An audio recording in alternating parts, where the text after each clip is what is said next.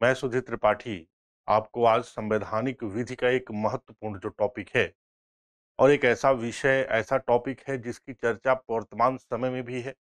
और यदि आप न्यायिक सेवा परीक्षा में अच्छे नंबर भी प्राप्त करना चाहते हैं और सफल भी होना चाहते हैं तो इस टॉपिक का महत्व बहुत ज्यादा है। ये एक ऐसा टॉपिक है जब हाल ही में सुप्रीम कोर्ट में एक रिव्यू पिटीशन फाइल हुई और जो सुप्रीम कोर्ट ने 2023 में 2023 में सुप्रियो चक्रवर्ती वर्ष बनाम भारत संघ के वाद में जिसमें शादी को मूल अधिकार नहीं माना, उसको लेकर एक रिव्यू पिटीशन सर्वोच्च न्यायालय में दाखिल की गई। और ये जो मुद्दा संबंधित था समलैंगिकता से। किससे संबंधित है? समलैंगिकता से। अब जब हम समलैंगिकता की बात करते हैं तो हमारे पास ये होता है कि समलैंगिकता का मुद्दा है क्या, ये विषय है क्या। और जब 1978 में 1978 में जब मेनका गांधी बनाम भारत संघ का वाद आया, मेनका गांधी बनाम भारत संघ, तो कैसे प्राण एवं दैहिक स्वतंत्रता की जो परिभाषा थी वो परिभाषा कैसे परिवर्तित हो गई और एक तरह से न्यायालय जो प्राण एवं दैहिक स्वतंत्रता की जो व्याख्या थी उस व्याख्या को काफी व्यापक रूप से करने लगा और नए नए अधिकार न्यायालय के द्वारा प्रदान किए जाने लगे। उसी में से एक अधिकार समलैंगिकता का था। एक ऐसा मुद्दा जिसमें समलैंगिक को क्या प्राण एवं दैहिक स्वतंत्रता प्राप्त है या नहीं, क्या समलैंगिक होना संवैधानिक रूप से मान्य है या नहीं है। और यहां पर न्यायालय ने अपने निर्णयों के माध्यम से इस बात को प्रमाणित करने का प्रयास किया और यह कहा किया कि सामाजिक नैतिकता और संवैधानिक नैतिकता, दो नैतिकताओं की बात की और कहा कि संवैधानिक और सामाजिक जो नैतिकता है यदि इसमें कोई संघर्ष होता है तो संवैधानिक जो नैतिकता है वो प्रभावी होगी। अर्थात संविधान में जो प्रावधान दिए गए हैं वो प्रावधान समाज में जो नैतिकता है, समाज में जो दिए जा रहे हैं उन पर प्रभावी होगी।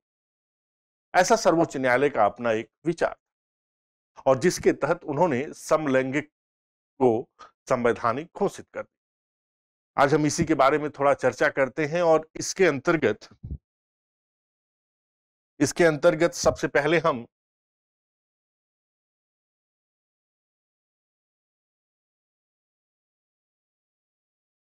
समलैंगिकता के अंतर्गत सबसे पहले हम ये देखेंगे कि समलैंगिकता का अर्थ क्या है, इसका तात्पर्य क्या है, हम किसको समलैंगिक माने। दूसरा, समलैंगिकता को लेकर ऐतिहासिक हिस्टोरिकल डेवलपमेंट क्या है तथा विधिक प्रावधान क्या है, लीगल प्रोविजन क्या है। थर्ड, जो वाद हैं जो न्यायालय के माध्यम से दिए गए जो केस लॉज हैं जिसके माध्यम से न्यायालय ने समलैंगिकता को संवैधानिक माना और इसकी शुरुआत आपकी 2010 से लेकर 2023 तक क्या हुई, इसके बारे में हम पूरी बातें करेंगे। तो सबसे पहले हम समलैंगिकता के अर्थ की बात करें कि समलैंगिक कौन है। जब तक आप किसी भी विषय के अर्थ को ना समझें तब तक विषय को समझना थोड़ा कठिन होता है। समलैंगिक कौन है? तो आपने सुना है एल, जी, बी और टी, जिसे कहते हैं LGBT। एल को इंग्लिश में कहते हैं लेस्बियन, गे, बायोसेक्सुअल और ट्रांसजेंडर। हिंदी में इसको कहेंगे समलैंगिक स्त्री, समलैंगिक स्त्री या महिला। दूसरा, समलैंगिक पुरुष, समलैंगिक पुरुष। तीसरा, बायोसेक्सुअल, बायोसेक्सुअल को हिंदी में कहेंगे उभयलिंगी।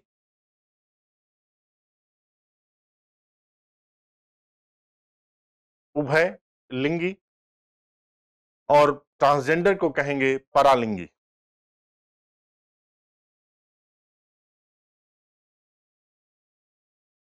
मैंने बताया कि समलैंगिकता के अंतर्गत लेस्बियन, गे, बायोसेक्सुअल और ट्रांसजेंडर होते हैं और इसको प्रदर्शित करने के लिए क्यू का प्रयोग किया जाता है जिसे हम क्वार कहते हैं।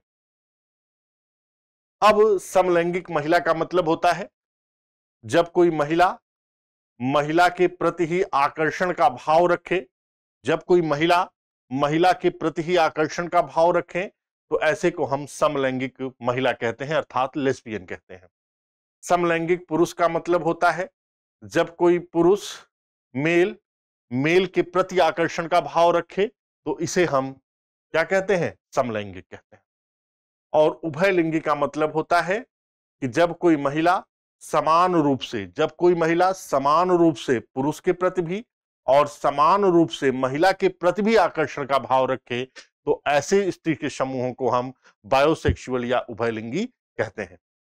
ठीक उसी तरह यदि कोई पुरुष है और वो समान रूप से महिला के प्रति और समान रूप से पुरुष के प्रति आकर्षण का भाव रखता है, अट्रैक्शन का भाव रखता है, तो इसे हम बायोसेक्सुअल कहते हैं, उभयलिंगी।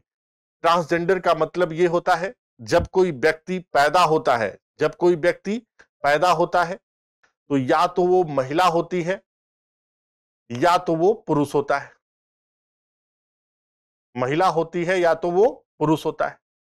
लेकिन जैसे जैसे इनकी आयु बढ़ती है, एज बढ़ती है, वैसे वैसे इनके व्यवहार में क्या होने लगता है? परिवर्तन।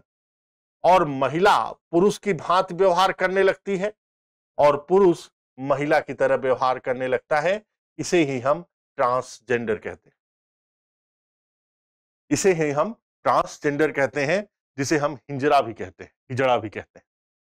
तो ये शब्द के लिए क्वार शब्द का प्रयोग किया गया और सुप्रियो चक्रवर्ती बनाम भारत संघ के बाद में सर्वोच्च न्यायालय ने बार बार क्यू शब्द का प्रयोग किया।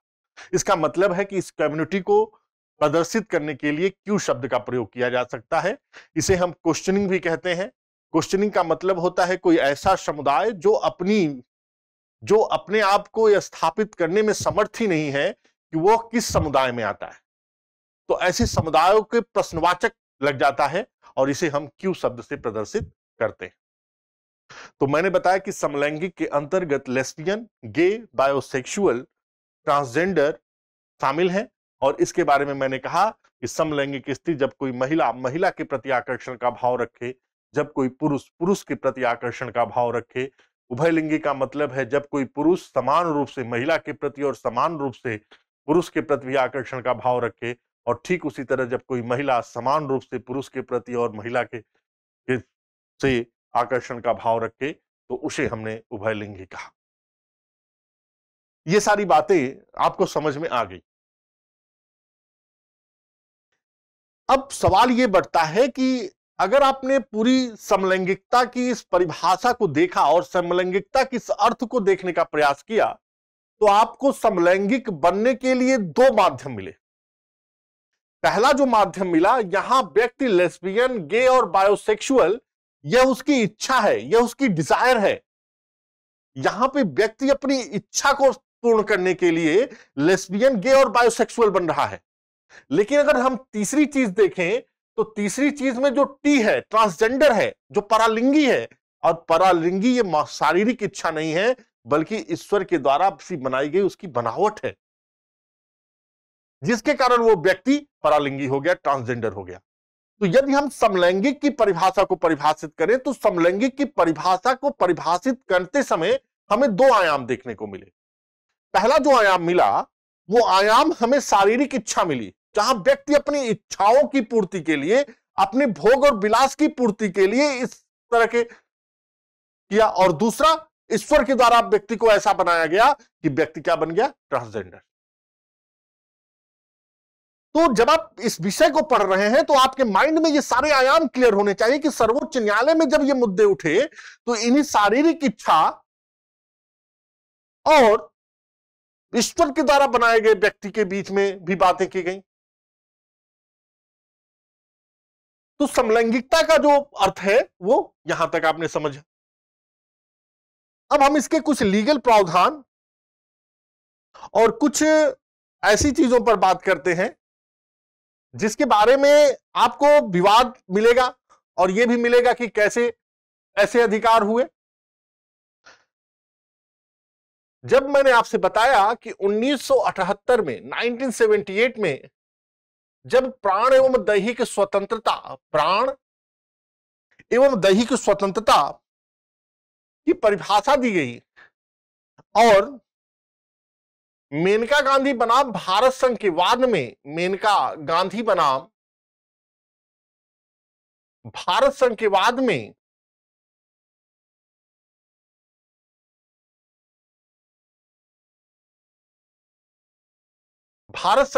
में जब इसमें कुछ नए आयाम दिए गए तो उसी नए आयामों को प्राप्त करने के लिए 1981 में, बहुत इंपॉर्टेंट पॉइंट है, 1981 में उत्तर प्रदेश के आगरा में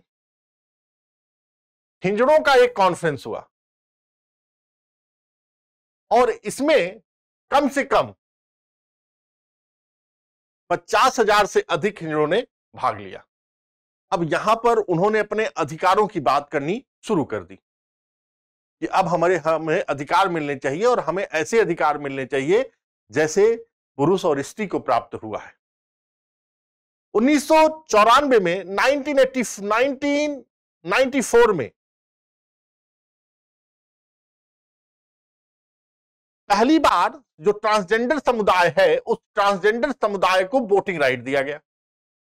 भाई साहब अभी तक इनको वोटिंग राइट भी नहीं था, अब इनको 1990 उसमें वोटिंग राइट दिए गए और इसी साल सेम ईयर से 377 को भी सर्वोच्च न्यायालय में चैलेंज किया गया, लेकिन इसे सर्वोच्च न्यायालय के द्वारा उस समय खास महत्व नहीं दिया गया और इस वाद को खारिज कर दिया गया। देखिए बातें चली, बात को खारिज कर दिया गया। सर्वोच्च न्यायालय ने इसको बहुत ज्यादा महत्व नहीं दिया और इस वाद को चैलेंज किया गया एड्स भगाओ आंदोलन के द्वारा और उसके माध्यम से जो आईपीसी की धारा 377 है जो अप्राकृतिक संबंध अर्थात अननेचुरल सेक्स की बात करता है उसको चैलेंज किया गया, लेकिन सर्वोच्च न्यायालय ने इसे किसी भी प्रकार से रिकॉग्नाइज नहीं किया अर्थात उसे खारिज कर दिया। यदि हम बात करें तो भारत के संविधान में, जब भारत का संविधान 26 जनवरी 1950 को लागू हुआ, लेकिन एक समलैंगिक जो अधिकार थे वो पूर्ण रूप से जो ट्रांसजेंडर समुदाय है, जो एलजीबीटी कम्युनिटी है, उसको वो अधिकार प्राप्त नहीं हुए। तो भारत के संविधान के अनुच्छेद अगर हम 15 में जाएं तो अनुच्छेद 15 क्या कहता है, किसी भी व्यक्ति को उसके धर्म, मूल वंश, जात, लिंग,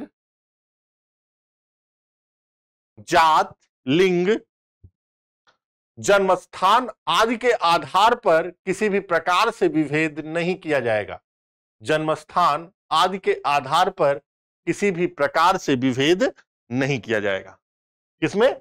धर्म, मूलवंश, जाति, लिंग, जन्मस्थान आदि के आधार पर कोई भी विभेद नहीं किया जाएगा। यदि ऐसा विभेद किया जाता है तो वह गैर संवैधानिक है। तो यहां पे हमने लिंग के आधार पर ट्रांसजेंडर से क्या कर रहे हैं? विभेद कर रहे हैं। अनुच्छेद 16, अगर हम भारत के संविधान के अनुच्छेद 16 को देखें तो अनुच्छेद 16 क्या कहता है, किसी भी नियोजन में किसी भी व्यक्ति को धर्म, मूल वंश, जात, लिंग, जन्म, लिंग, उद्भव और जन्म स्थान और निवास के आधार पर किसी भी प्रकार का विभेद नहीं किया जाएगा। यहां पर दो और जोड़ दिया और वो था उद्भव और निवास। अनुच्छेद 19 में आते हैं। अनुच्छेद 19 कहता है कि हर व्यक्ति को freedom of speech and expression, वाक एवं अभिव्यक्ति की स्वतंत्रता है। अब अनुच्छेद 21 के तहत किसी भी व्यक्ति को उसके प्राण एवं दैहिक स्वतंत्रता से तब तक वंचित नहीं किया जा सकता जब तक विधि द्वारा स्थापित प्रक्रिया ना हो। तो ऐसी स्थिति में समलैंगिक जो पर्सन थे, जो एलजीबीटी कम्युनिटी थी, वो उन्होंने कहा कि भारत के संविधान में जो अधिकार एक व्यक्ति को दिए गए हैं वो अधिकार हमसे छीने जा रहे हैं। अब ये अधिकार हमको प्राप्त ही नहीं हुआ है, तो जो मूल अधिकार है वो मूल अधिकार हमारे क्या हो रहे हैं, वायलेट हो रहे हैं, उल्लंघन हो रहा है। तो ऐसी स्थिति में अब इस विषय को लेकर एक व्यापक चर्चा भारत में शुरू हो गई और इस चर्चा की कहानी भी बड़ी इंटरेस्टिंग है। कहानी इंटरेस्टिंग क्या है, इसको आप बहुत इंटरेस्ट रूप से अगर देखेंगे तो कहानी भी बड़ी एकाएक नहीं आई, किसी ना किसी रूप में वो बहती रही और जो अधिकार थे, अधिकारों की प्राप्ति के लिए लोग संघर्ष करते रहे। मैंने आपसे बताया कि 1994 में जब पहली बार समलैंगिक अधिकारों के लिए एक वाद न्यायालय में पिटीशन दायर की गई तो न्यायालय ने उसको तुरंत खारिज कर दिया, उस पर कोई महत्व नहीं दिया। अब एक संस्था थी, उस संस्था का नाम था नाज फाउंडेशन, नाज। अब ये नाज जो फाउंडेशन थी वो एक एनजीओ थी, नॉन गवर्नमेंटल ऑर्गेनाइजेशन, जिसको हम कहते हैं गैर सरकारी संस्था। इस नाज एनजीओ का जो मुख्य उद्देश्य था, जो ऑब्जेक्ट था, वो ये था कि जो सेक्सुअली डिजीज हो रहे हैं, जो लैंगिक रोग हो रहे हैं, उस लैंगिक रोगों के बारे में लोगों में जागरूकता प्रदान करना। लोगों में क्या प्रदान करना, जागरूकता। लोग जागरूक हो, अगर वो किसी भी प्रकार से सेक्सुअली इंटरकोर्स कर रहे हैं, उनको उस रोग के बारे में पता हो, उसके लिए प्रिवेंशन करें। इस उद्देश्य से लिए नाज फाउंडेशन का एस्टेब्लिशमेंट किया गया। इन 2001 और 2002 के बीच में नाज फाउंडेशन के कुछ सदस्य जब सेक्सुअली डिजीज के बारे में लोगों को जागरूक कर रहे थे, तो उन्हें उत्तर प्रदेश के लखनऊ में एक सार्वजनिक पार्क से गिरफ्तार कर लिया गया। लखनऊ में सार्वजनिक पार्क पर क्या कर लिया गया, नाज फाउंडेशन के जो सदस्य थे उन सदस्यों को गिरफ्तार कर लिया।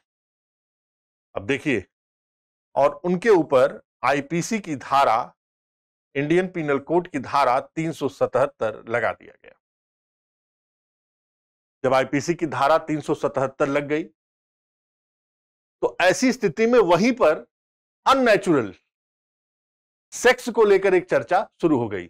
आईपीसी की धारा यह कहता है, यदि कोई महिला, यदि कोई पुरुष किसी भी और या एनिमल से किसी भी प्रकार से शारीरिक या लैंगिक संबंध स्थापित करता है तो वो प्राकृतिक नियमों के विपरीत है और वह एक अपराध है। अब जब इसकी चर्चा हुई तो एनजीओ ने इस मामले को गंभीरता से लिया और नाज फाउंडेशन ने दिल्ली बार एसोसिएशन के साथ मिलकर दिल्ली बार एसोसिएशन के साथ मिलकर एक मुकदमा दिल्ली उच्च न्यायालय में, दिल्ली हाई कोर्ट में दायर कर दिया। ध्यान से एकदम देखिए, बहुत ही आसान पार्ट है। दिल्ली उच्च न्यायालय में दाखिल कर दिया। अब दिल्ली उच्च न्यायालय ने 2010 में नाज फाउंडेशन बनाम 2010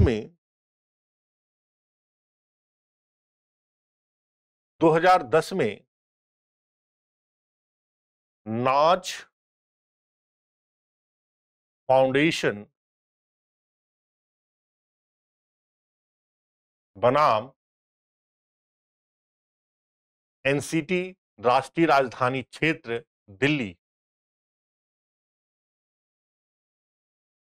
पर अपना निर्णय दिया। यहां पर दिल्ली उच्च न्यायालय ने आईपीसी की धारा 377 को असंवैधानिक घोषित कर दिया। असंवैधानिक घोषित कर दिया। बहुत ही बड़ा व्यापक निर्णय नाज फाउंडेशन बनाम राष्ट्रीय राजधानी दिल्ली में दिया गया और यह कहा गया कि जो आईपीसी की धारा 377 जो अप्राकृतिक संबंधों को, सेक्स की बात कर रही है, वह क्या है? असंवैधानिक। अर्थात यह भारत के संविधान के अनुच्छेद 21 में जो प्राण एवं दैहिक स्वतंत्रता प्रदान की गई है उसका उल्लंघन कर रहा है। एक तरह से जब दिल्ली उच्च न्यायालय के द्वारा नाज फाउंडेशन के केस में यह निर्णय दिया गया तो पूरा भारत इससे हिल गया। भारत हिल गया क्योंकि भारत की जो सामाजिक मान्यताएं थी, जो सामाजिक धर्म पर विद्यमान है, धर्म के संस्कार भारतीय में है, और चाहे आप हिंदू धर्म में जाएं, चाहे आप मुस्लिम धर्म में जाएं, कहीं पर भी समलैंगिकता को नैतिक नहीं कहा गया। वहां पर समलैंगिकता अनैतिक है। और भारत में आप जानते हैं कि धर्म का क्या प्रभाव होता है। धर्म से लोग धर्म ही धारण करते हैं, अर्थात धर्म ही उनका जीवन है। तो ऐसी स्थिति में जब नाज फाउंडेशन बना भारत संघ दिल्ली के बाद में, सर्वोच्च न्यायालय के द्वारा आईपीसी की धारा 377 को असंवैधानिक घोषित किया गया और समलैंगिकता को संवैधानिक बताया गया, तो ऐसी स्थिति में भारत में एक नई चर्चा शुरू हो गई। यहां पर दिल्ली उच्च न्यायालय ने कहा कि नैतिकता जो होती है वो दो प्रकार की है। नैतिकता कौन है? वो दो प्रकार की है।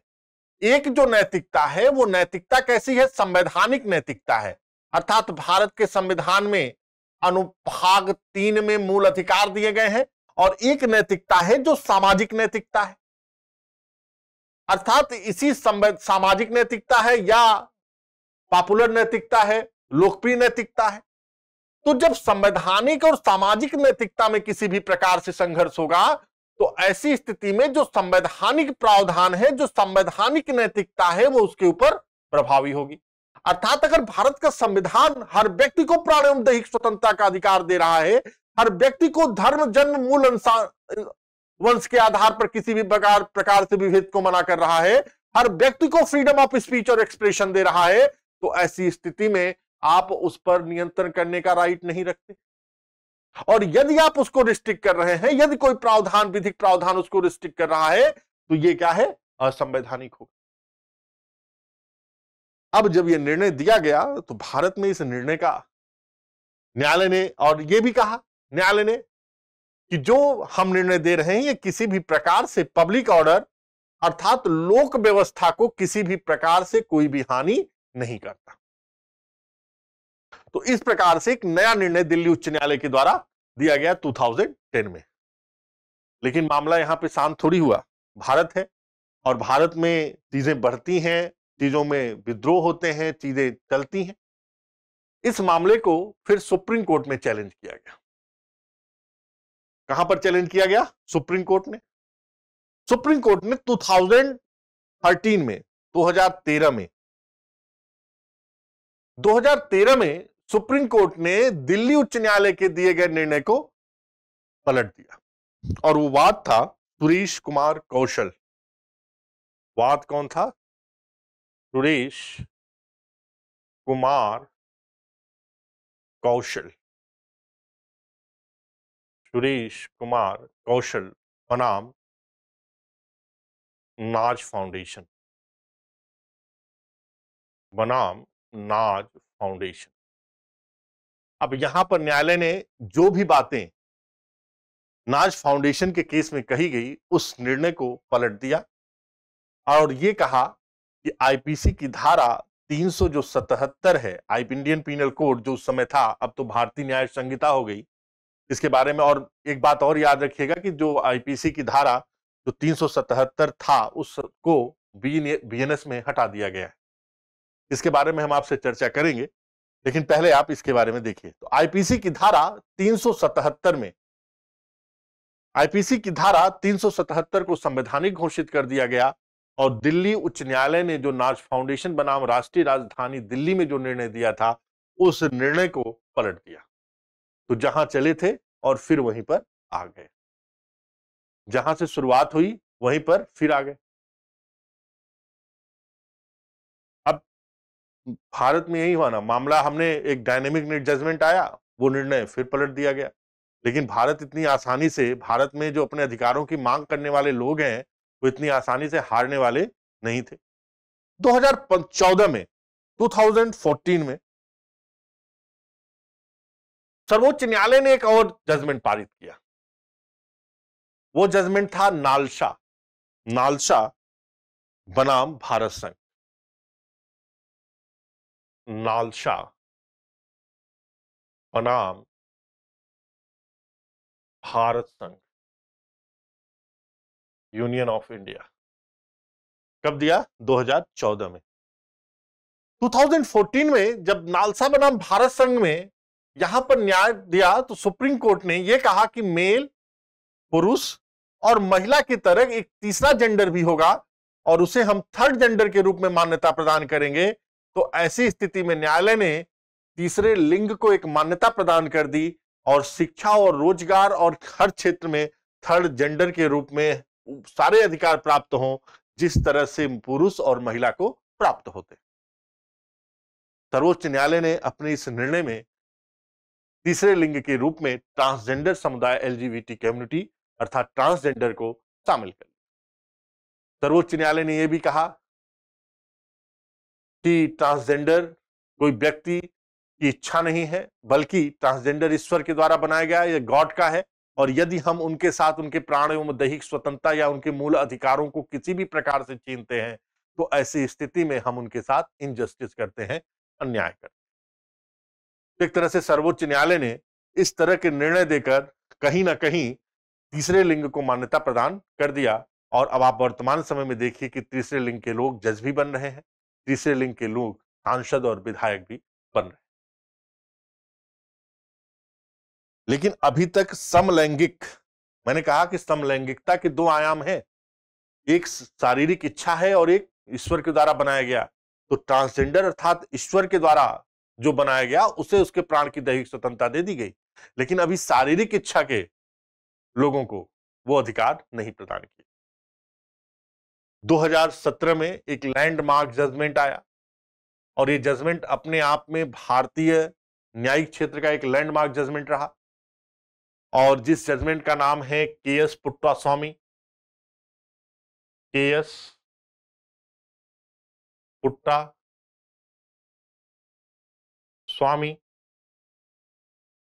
बनाम भारत संघ।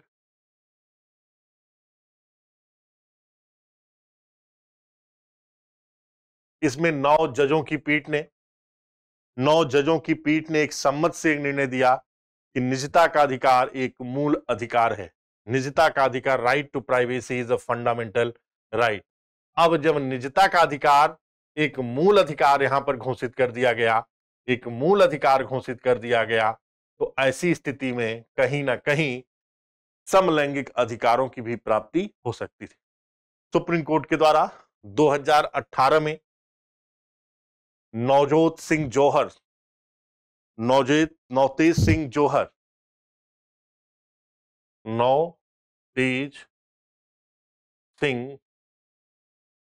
जौहर बनाम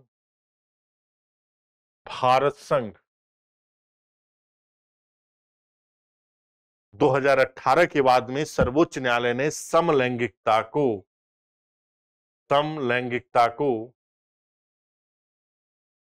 संवैधानिक घोषित कर दिया और आईपीसी की धारा 377 को असंवैधानिक अर्थात इसे आपराधिक नहीं माना।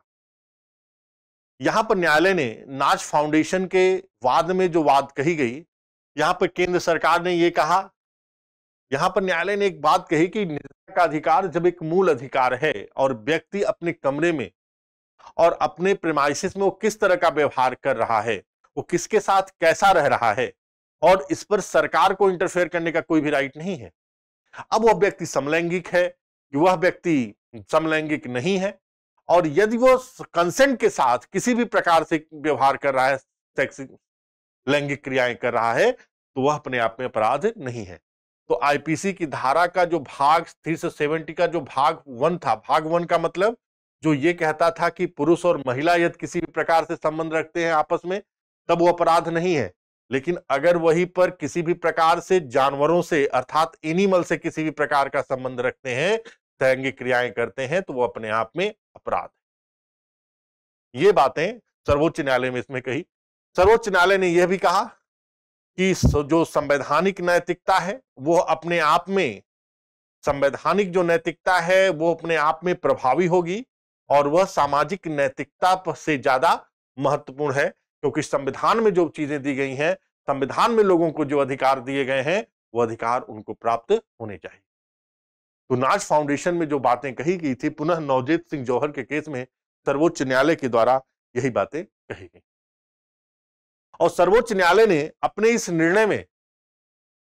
निर्णय को नया आयाम देने का प्रयास किया और एक तरह से समलैंगिकता संवैधानिक हो गई और अब एलजीबीटी कम्युनिटी, चाहे वो शारीरिक इच्छा हो चाहे वो ईश्वर के द्वारा बनाया गया हो, हर व्यक्ति को भारत के संविधान के भाग 3 के तहत उनको भी मूल अधिकार प्राप्त है और उनको किसी भी प्रकार से विभेद नहीं किया जाएगा। हमने अधिकार तो दे दिए। अभी राजस्थान जुडिशरी का एग्जाम हुआ और प्रीलिमिनरी एग्जाम हुए और उसमें इसी समलैंगिकता से संबंधित एक सवाल पूछ लिया गया, लेकिन यह सवाल 2018 के बाद से आया और 2023 में सर्वोच्च न्यायालय ने सुप्रियो चक्रवर्ती बनाम भारत संघ के बाद में एक और लैंडमार्क जजमेंट दे दिया। क्या था, इसके बारे में भी थोड़ा हम चर्चा करते हैं। 2023 सुप्रियो चक्रवर्ती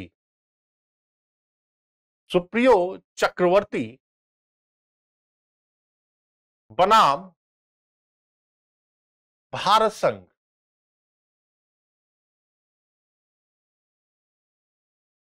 सुप्रियो चक्रवर्ती बनाम भारत संघ के बाद में जब सर्वोच्च न्यायालय के समक्ष यह मुद्दा आया कि आपने समलैंगिक को तो संवैधानिक कह दिया, उन्हें प्राण एवं दैहिक स्वतंत्रता तो प्रदान कर दी, तो अब समलैंगिक शादी भी कर सकते हैं या नहीं।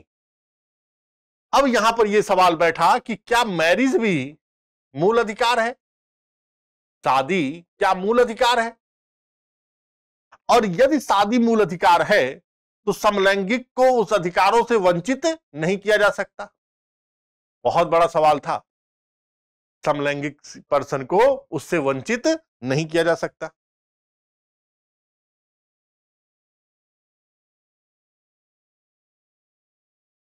को उससे वंचित नहीं किया जा सकता यदि यह मूल अधिकार है। यहां पर जो विशेष विवाह अधिनियम है, स्पेशल मैरिज एक्ट, उसे चैलेंज किया गया।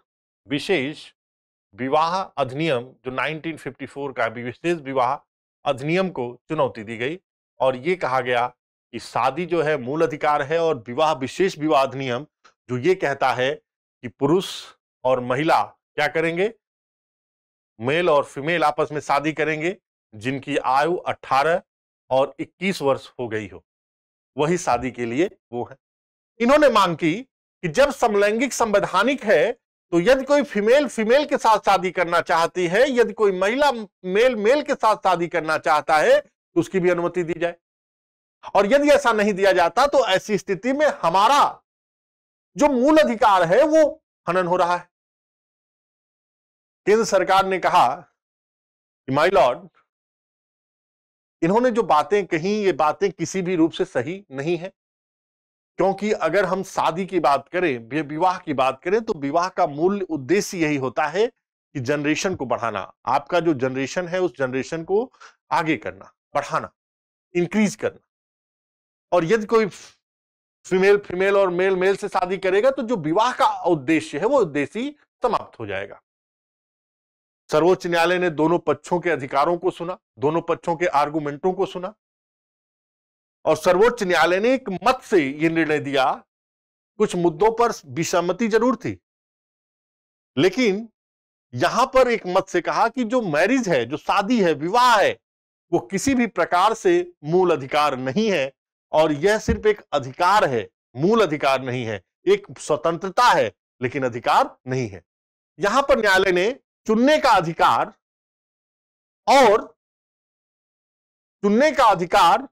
और विवाह के अधिकार में अंतर किया। 2006 में लता सिंह बनाम स्टेट ऑफ यूपी के केस में सर्वोच्च न्यायालय ने कहा कि हर व्यक्ति जो मेजर है, जो बालिग है, वो अपना जीवन साथी चुनने की स्वतंत्रता रखता है और वह व्यक्ति अपने जीवन साथी को चुन सकता है।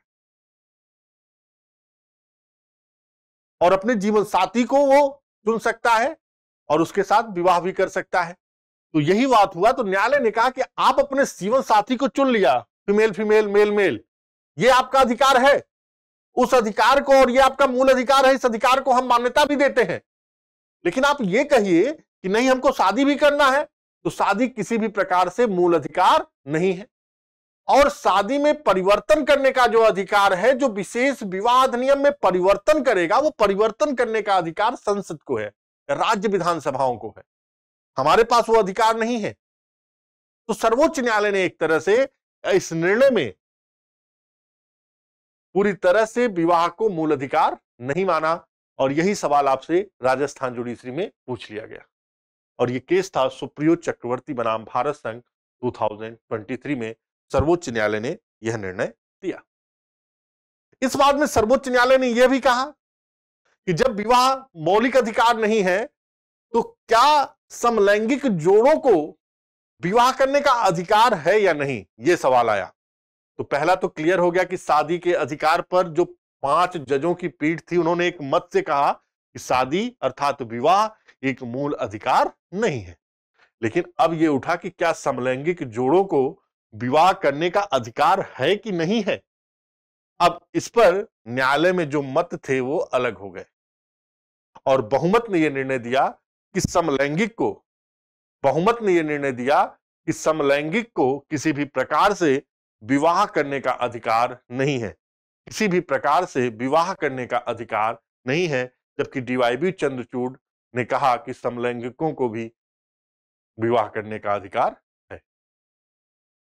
तो इसमें बहुत सारी बातें आई, तो हम सिर्फ इतना बताना चाहते हैं कि यह विषय है कि समलैंगिक कैसे आए, समलैंगिक अधिकार प्राण एवं दैहिक स्वतंत्रता के अंतर्गत शामिल है या नहीं, उसके बारे में ये सारी बातें रही। तो आगे हम इसके बारे में और भी चर्चा करेंगे। तो आज के लिए इतना ही। Thank you.